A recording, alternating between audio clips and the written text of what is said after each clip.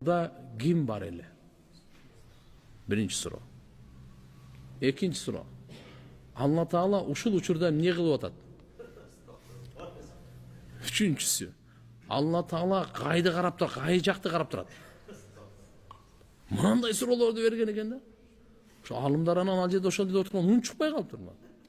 Алла каякта карап турат сени? Алла Таала азыр эмне кылып атат dedi. Ушул учурда эмне кылып атат dedi. Так, анан кийин Алла Таалада мурда эмне бар?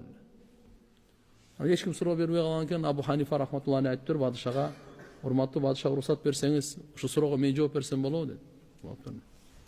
Анда баягы суроо берүүчүгө айтыптыр. Siz суроо берүүчүсүзбү же жооп берүүчүсүзбү? Десе, мен суроо берүүчүмүн. Тактап алайлы биринчи. Анда мен жооп берүүчүмүн. Siz түшүңүз суроо берүүчү пастан суроо берет, жооп берген бийиктен жооп берет деп. Биринчи ушу ишти кылыптыр. Аяк отургузуп, таанып отуруп. Сиздин биринчи сурооңуз Алла Таалада мурда ким бар эле? Мен сизге айтайын, 5тен ылдый санаңыз дептир. 5, анан санап туралы 4, дальше 3, дальше 2, дальше 1. Бирден кийин десе 0 дептир.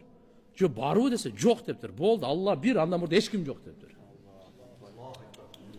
Бирго бул сан мажази. Алла Таала ахад, хакыйкый. Вообще жок да эми бул баягы илимий сөз менен айтылгандачы. Анда мурда эч ким жок. Бул болсо экинчисин айтыптыр. Алла Таала кай жерде карап турат dedi. Шамдап келген. Шамдап кел, шамды күйгүзөт. Шам кайсы жакта карап турат dedi. Шамды билесиңерби? Кайсы жакта карап турат?